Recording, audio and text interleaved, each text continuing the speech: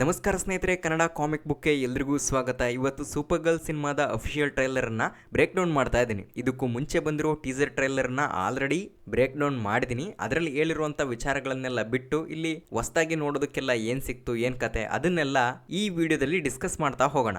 ಅದಕ್ಕೂ ಮುಂಚೆ ನಮ್ಮ ಚಾನಲನ್ನು ಇನ್ನೂ ಯಾರು ಸಬ್ಸ್ಕ್ರೈಬ್ ಮಾಡ್ಕೊಂಡಿಲ್ಲ ಅಂಥವ್ರು ಸಬ್ಸ್ಕ್ರೈಬ್ ಮಾಡ್ಕೊಳ್ಳಿ. ಅದೇ ರೀತಿ ನೋಟಿಫಿಕೇಶನ್ ಎನೇಬಲ್ ಮಾಡ್ಕೊಳ್ಳಿ. ಮೊದಲನೇ ಟೀಸರ್ ಬಂದಾಗ ನಾನು ಒಂದು ಮಾತು ಹೇಳಿದ್ದೆ, ಕಂಪ್ಲೀಟ್ ಆಗಿ ವುಮೆನ್ ಆಫ್ ಟುಮಾರೋ ಕಾಮಿಕ್ ಬುಕ್ನ ಕತೆ ಪೂರ್ತಿ ಬಟ್ಟಿ ಇಳಿಸ್ಬಿಟ್ಟಿದ್ದಾರೆ ಇದರಲ್ಲಿ ಅಂತ. ಆದರೆ ಈ ಟ್ರೈಲರ್ನ ನೋಡ್ತಾ ಇದ್ರೆ ಇಲ್ಲ, ಸ್ವಲ್ಪ ಚೇಂಜಸ್ಗಳನ್ನು ಮಾಡಿದರೆ ಸ್ಟೋರಿನ ಇವರು ಬೇರೆ ರೀತಿ ತಗೊಂಡೋಗ್ತಾ ಇದ್ದಾರೆ ಅಂತ. ಅದು ಹೆಂಗಪ್ಪ ಅಂತ ಹೇಳಿದ್ರೆ, ವುಮೆನ್ ಆಫ್ ಟುಮಾರೋ ಕಾಮಿಕ್ ಬುಕ್ನಲ್ಲಿ ಸೂಪರ್ ಗರ್ಲ್ನ ಆರಿಜಿನ್ ಸ್ಟೋರಿನ ತೋರಿಸಲ್ಲ. ಡೈರೆಕ್ಟ್ ಆಗಿ ರೂತಿ ಫಾದರ್ನ ಮರ್ಡರ್ ಏನಾಗುತ್ತೆ ಅಲ್ಲಿಂದ ಸ್ಟೋರಿ ಶುರು ಆಗುತ್ತೆ. ಆದರೆ ಇಲ್ಲಿ ಸೂಪರ್ ಗರ್ಲ್ನ ಆರಿಜಿನ್ ಸ್ಟೋರಿನೂ ಕೂಡ ಸೇರಿಸಿದ್ದಾರೆ. ಮತ್ತು ಆ ಸ್ಟೋರಿನಲ್ಲಿ ನಮ್ಮ ಕ್ರಿಪ್ಟೋ ಸತ್ತೋಗ್ಬಿಡ್ತಾನೆ. ಆದರೆ ಇಲ್ಲಿ ಅವನು ಸಾಯೋದಕ್ಕಿನ್ನೂ 3 ದಿನ ಟೈಮ್ ಇದೆ. ಅದಕ್ಕೋಸ್ಕರ ಆ್ಯಂಟಿಡೋಟ್ ಹುಡ್ಕೋದ್ರ ಬಗ್ಗೆ ರೂತಿ ಮತ್ತು ಸೂಪರ್ ಗರ್ಲ್ ಡಿಸ್ಕಸ್ ಮಾಡ್ತಾ ಇದ್ದಾರೆ. ಅಂದರೆ same guardian of the galaxy volume 3ನಲ್ಲಿ ಯಾವ ಥರ ರಾಕೆಟ್ಗೆ ಪರಿಸ್ಥಿತಿ ಬಂದಿರುತ್ತೋ ಆ ರೀತಿಯಲ್ಲಿ ನಮ್ಮ ಕ್ರಿಪ್ಟೋಗೆ ಆಗ್ತಾ ಇದೆ.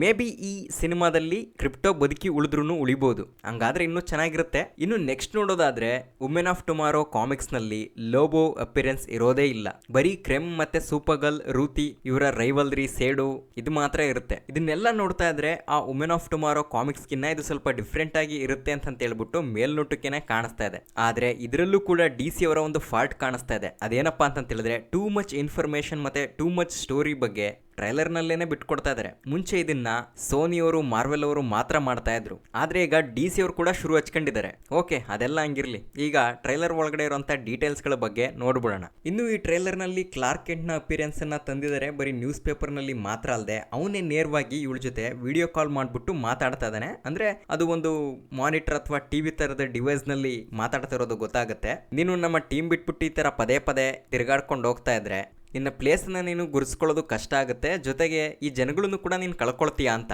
ಅದಕ್ಕೆ ಅವಳು ಹೇಳೋದು, ನಾನು ಆಲ್ರೆಡಿ ನನ್ನ ಜನಗಳನ್ನೆಲ್ಲ ಕಳ್ಕೊಂಡಿದ್ದೀನಿ, ಇನ್ಯಾರು ಇಲ್ಲ ನನಗೆ ಅಂತ. ಯಾಕಂಗೆ ಹೇಳ್ತಿದ್ದಾಳೆ ಅಂತ ಹೇಳಿದ್ರೆ, ಹಳೆ ವಿಡಿಯೋದಲ್ಲೇ ಹೇಳಿದ್ದೆ, ಅವಳು ಕ್ರಿಪ್ಟೋನೈಟ್ ನಾಶ ಆಗ್ತಿರೋದನ್ನ ಕಣ್ಣಿಂದಾನೆ ನೋಡಿ ಆದ್ರೂ ಮನಸ್ಸನ್ನ ಭಾರ ಮಾಡಿಕೊಂಡು ಆ ಗ್ರಹದಿಂದ ಆಚೆ ಬಂದಿರ್ತಾಳೆ. ಸೇಮ್ ಸೂಪರ್ ಮ್ಯಾನ್ ಅನ್ನ ಯಾವ ರೀತಿ ಒಂದು ಸ್ಪೇಸ್ ಶಿಪ್ ನಲ್ಲಿ ಹತ್ತಿ ಜೋರೆಲ್ ಕಳಿಸಿರ್ತಾನೋ ಅದೇ ರೀತಿ ಇವಳ ಅಪ್ಪ ಜೋರೆಲ್ಲು ಇವಳನ್ನು ಕೂಡ ಒಂದು ಸ್ಪೇಸ್ ಶಿಪ್ಗೆ ಹತ್ತಿ ಕಳಿಸ್ತಾ ಇದ್ದಾನೆ. ಅದು ಇಲ್ಲಿ ಗೊತ್ತಾಗುತ್ತೆ.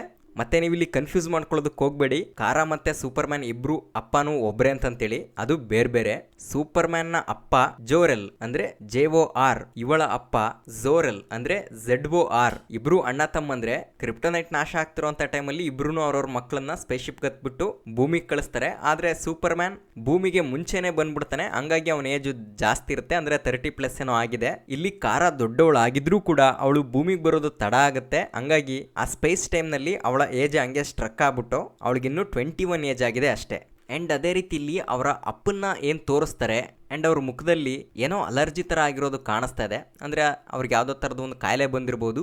ಮೋಸ್ಟ್ಲಿ ಅದು ಕ್ರಿಪ್ಟೋನೈಟ್ ನಾಶ ಆಗೋ ಅಂಥದ್ದಲ್ಲಿ ಇರುತ್ತಲ್ಲ, ಆ ಟೈಮ್ನಿಂದ ಕ್ರಿಪ್ಟೋನೈಟ್ ಗ್ರಹದ ಮೇಲೆ ರೇಡಿಯೇಷನ್ ಜಾಸ್ತಿ ಆಗಿರುತ್ತೆ. ಅದರಿಂದ ಅಲ್ಲಿನ ಜನಗಳು ಸಾಯ್ತಾ ಇರ್ತಾರೆ ಅಂತ ಹೇಳ್ಬಿಟ್ಟು ಕಾಮಿಕ್ಸ್ನಲ್ಲೆಲ್ಲ ಇದೆ. ಮೇ ಬಿ ಅದೇ ರೀಸನ್ಗೋಸ್ಕರ ಅವ್ರಿಗೆ ಈ ರೀತಿ ಸಿಕ್ಕಾಗಿರ್ಬೋದು. ಜೊತೆನಲ್ಲಿ ಇಲ್ಲೇನು ಇನ್ನೊಂದು ಫಿನರಲ್ನ ತೋರಿಸ್ತಾ ಇದ್ದಾರೆ, ಅದು ಕಾರಾಳ ಅಮ್ಮ ಅಲೂರಾ ಇನ್ಜೆ ಆಗಿರ್ಬೋದು ಅಂತೇಳಿ ಮುಂಚೆ ಟೀಸರ್ ಬ್ರೇಕ್ ಡೌನ್ ಮಾಡುವಾಗ ಕೂಡ ಹೇಳಿದ್ದೆ. ಬಟ್ ಇಲ್ಲ, ಅದು ಯಾರು ಅಂತ ಹೇಳ್ಬಿಟ್ಟು ಈ ಟ್ರೈಲರ್ನಲ್ಲೂ ಕೂಡ ಕನ್ಫರ್ಮ್ ಮಾಡಿಲ್ಲ. ಹಂಗಾಗಿ ಹಂಗಂತಾನೆ ಅನ್ಕೊಳ್ಳೋಣ.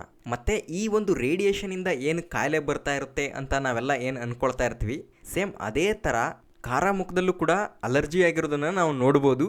ಅವಳವಾಗ ತುಂಬ ವೀಕ್ ಆಗಿರ್ತಾಳೆ. ಅದನ್ನ ನೋಡ್ಬಿಟ್ಟು ಕ್ರಿಮ್ ಹೇಳ್ತಾ ಇರ್ತಾನೆ, ನೀನು ಹಿಂಗೆ ಅಳೋದನ್ನ ನೋಡೋದು ತುಂಬ ಖುಷಿ ಆಗುತ್ತೆ ಅಂತೇಳಿ.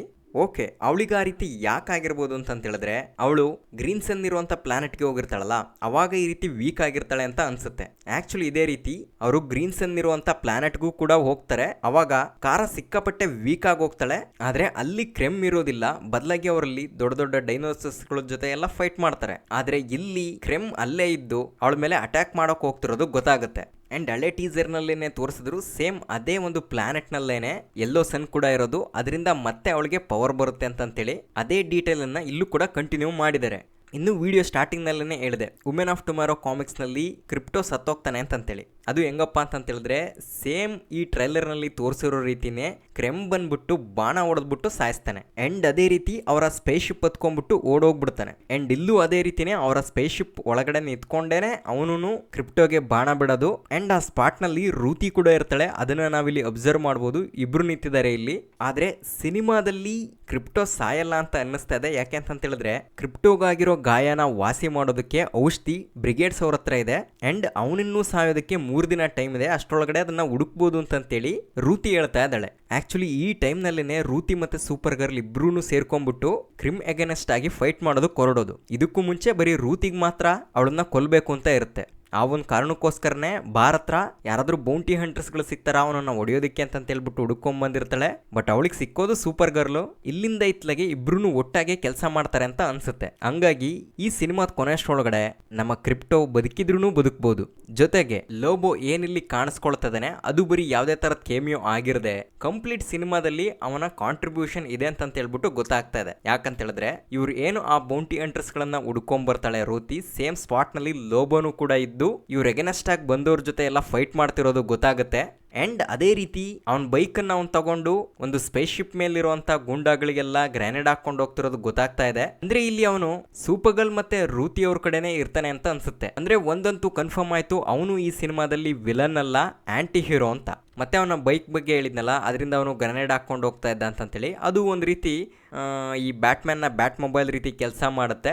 ಸಿಕ್ಕಾಪಟ್ಟೆ ವೆಪನ್ಸ್ ಇಟ್ಟಿರ್ತಾನೆ ಅದರಲ್ಲಿ. ಮತ್ತೆ ಇನ್ನೊಂದು ಸ್ಪೆಷಾಲಿಟಿ ಏನಪ್ಪಾ ಅಂತ ಹೇಳಿದ್ರೆ ಗೋಸ್ಟ್ ರೈಡರ್ ಯಾವ ರೀತಿ ಅವನ ಬೈಕನ್ನ ಕರೆದಾಗ ಅವನ ವೆಹಿಕಲ್ ಅವನ ಹತ್ರನೇ ಬಂದು ನಿಂತ್ಕೊಳ್ಳುತ್ತೋ ಅಂಡ್ ಅದೇ ರೀತಿ ಈ ಬೈಕ್ ಕೂಡ ಇರುತ್ತೆ. ಆದ್ರೆ ಈ ಟ್ರೈಲರ್ ನಲ್ಲಿ ತೋರಿಸಿಲ್ಲ, ಸಿನಿಮಾ ನೋಡುವಾಗ ಅದನ್ನೆಲ್ಲ ತೋರಿಸ್ತಾರೆ ಅಂತ ಅನ್ಸುತ್ತೆ. ಮತ್ತೆ ಈ ಒಂದು ಸಿನಿಮಾದಲ್ಲಿ ಈ ರೂತಿ ಮತ್ತೆ ಸೂಪರ್ ಗರ್ಲ್ ಇಬ್ರು ಕ್ರಿಮ್ ವಿರುದ್ಧ ಮಾತ್ರ ಫೈಟ್ ಮಾಡಲ್ಲ, ಎಂಟೈರ್ ಕ್ರಿಮ್ನ ರೇಸ್ ಏನಿರುತ್ತೆ ಅಂದ್ರೆ ಅವರ ಪ್ಲಾನೆಟ್ ನಲ್ಲಿರುವಂತ ಎಲ್ರೂ ಕೂಡ, ಅಂದ್ರೆ ಕ್ರಿಮ್ನ ಪ್ಲಾನೆಟ್ ಬಂದ್ಬಿಟ್ಟು ಹೆಲ್ಲೋ ಹಿಲ್ಸ್ ಆಗಿರುತ್ತೆ, ಅಲ್ಲಿರುವಂತ ಎಲ್ಲಾ ಕ್ರಿಮಿನಲ್ಸ್ ಗಳನ್ನು ಕೂಡ ಸೇರಿಸಿ ಫೈಟ್ ಮಾಡ್ತಾರೆ ಫೈನಲಿ ಅಂತ ಅನ್ಸುತ್ತೆ. ಅಂಡ್ ಸ್ಟೋರಿನಲ್ಲೂ ಕೂಡ ಅದೇ ರೀತಿ ಇರೋದು. ಈ ಕ್ರಿಮ್ನ ಪ್ಲಾನೆಟ್ ಏನಿರುತ್ತೆ ಹೆಲ್ಲೋ ಹಿಲ್ಸ್, ಅಲ್ಲಿರುವಂತ ಪ್ರತಿಯೊಬ್ರು ಕೂಡ ಕ್ರಿಮಿನಲ್ಗಳೇ ಆಗಿರ್ತಾರೆ. ಅವರು ಒಂದ್ ರೀತಿ ಇನ್ನೊಬ್ರನ್ನ ಹೊಡೆಯೋದು ಬಡಿಯೋದು ಕೊಲ್ಲೋದು ಇದನ್ನೆಲ್ಲ ಕ್ಯಾಶುಯಲ್ ಆಗಿ ತಗೊಂಡಿರ್ತಾರೆ. ಅದನ್ನ ಅವರು ಒಂಥರ ಎಂಟರ್ಟೈನ್ಮೆಂಟ್ ರೀತಿ ಫೀಲ್ ಮಾಡ್ತಾ ಇರ್ತಾರೆ. ಈ ಕಾರಣದಿಂದಾನೆ ಇವ್ರು ಕಾಲಿಟ್ಟು ಗ್ರಹದಲ್ಲೆಲ್ಲ ಕೊಲೆ ಸುಲಿಗೆ ಎಲ್ಲ ಮಾಡಿ ಆ ಪ್ಲಾನೆಟ್ ಅನ್ನೇ ಬರ್ಬಾದ್ ಮಾಡಿ ಬಿಸಾಕಿರ್ತಾರೆ. ಹಂಗಾಗಿ ಇದು ಕಂಪ್ಲೀಟ್ ಆಗಿ ಹೆಲ್ಲೋ ಹಿಲ್ಸ್ ನ ಕ್ರಿಮಿನಲ್ಸ್ ಗಳು ವರ್ಸಸ್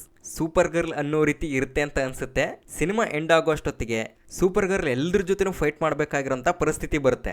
ಮತ್ತೆ ಈ ಒಂದು ಟೀಸರ್ನ ಕೊನೆಯಲ್ಲಿ ನಮಗೆ ಗೊತ್ತಾಗೋದೇನಪ್ಪ ಅಂತ ಹೇಳಿದ್ರೆ ಸೂಪರ್ ಗರ್ಲ್ ಮತ್ತೆ ಲೋಬೋ ಇಬ್ರಿಗೂ ಮುಂಚೆಯಿಂದಾನು ಪರಿಚಯ ಇತ್ತು ಅಂತ. ಅಂದ್ರೆ ಅವಾಗವಾಗ ಏನು ಕುಡಿಯೋದಕ್ಕಂತೇಳಿ ಈ ಬಾರ್ಗೆ ಬರ್ತಾ ಇದ್ಲು ಸೂಪರ್ ಗರ್ಲ್, ಅವಾಗ ಲೋಬೋನು ಇವಳು ಮೀಟ್ ಆಗ್ತಿದ್ರು. ಬಟ್ ಅಂತ ದೊಡ್ಡದಾಗೇನು ಪರಿಚಯ ಆಗಿರ್ಲಿಲ್ಲ. ಆದ್ರೆ ಇಲ್ಲಿ ಪರಿಚಯ ಆಗಿರೋ ತರ ತೋರಿಸಿದ್ದಾರೆ. ಓಕೆ, ಈ ಟ್ರೈಲರ್ ನಲ್ಲಿ ಮೇಜರ್ ಆಗಿ ಹೊಸದಾಗಿ ನನ್ನ ಕಣ್ಣಿಗೆ ಬಿದ್ದಿರುವಂತ ಅಂಶಗಳಿವು. ಮತ್ತೆ ಹೆಚ್ಚಿಗೆ ಏನು ಕೆಬ್ಕೋದಿಕ್ ಹೋಗಿಲ್ಲ, ಯಾಕೆಂತಂದ್ರೆ ಆಲ್ಮೋಸ್ಟ್ ಫುಲ್ ಸ್ಟೋರಿನೇ ಟ್ರೈಲರ್ ಒಳಗಡೆ ತುಂಬಿಸಿ ಇಟ್ಟಿದ್ದಾರೆ. ಇನ್ನೂ ಹೆಚ್ಚಿಗೆ ಇದು ಹಂಗಾಗ್ಬೋದು ಹಿಂಗಾಗ್ಬೋದು ಅಂತೇಳಿ ಪ್ರೆಡಿಕ್ಷನ್ ಮಾಡ್ಕೊಂಡು ಕೂತ್ಕಂದ್ರೆ ಸಿನಿಮಾ ನೋಡೋಷ್ಟೊತ್ತಿಗೆ ಇಂಟ್ರೆಸ್ಟೇ ಇರಲ್ಲ, ಹಂಗಾಗಿ ಹೋಗ್ಬಿಟ್ಟಿರುತ್ತೆ. ಓಕೆ, ಈ ವಿಡಿಯೋ ಇಷ್ಟ ಆಗಿದ್ರೆ ಲೈಕ್ ಮಾಡಿ, ಶೇರ್ ಮಾಡಿ, ಸಬ್ಸ್ಕ್ರೈಬ್ ಮಾಡ್ಕೊಳ್ಳಿ, ಏನು ಬೇಕಾದರೂ ಮಾಡಿ. ಈ ಹೊಸದಾಗಿ ಐಪ್ ಅಂತ ಬೇರೆ ಬಂದಿದೆ, ಅದನ್ನು ಕೂಡ ಮಾಡಿಬಿಡಿ. ಮತ್ತೆ ಮುಂದಿನ ವಿಡಿಯೋದಿಂದ ತುಂಬ ಸೀರಿಯಸ್ ಆಗಿ ನಮ್ಮ ಲಾಯರ್ ಅಣ್ಣನ್ನು ಫಾಲೋ ಮಾಡ್ತಾ ಹೋಗೋಣ ಎಪಿಸೋಡ್ ಬೈ ಎಪಿಸೋಡು. ಆ ವಿಡಿಯೋಗಳಲ್ಲಿ ಸಿಗೋಣ. ಈ ವಿಡಿಯೋ ನೋಡಿದ್ದಕ್ಕಾಗಿ ಧನ್ಯವಾದಗಳು.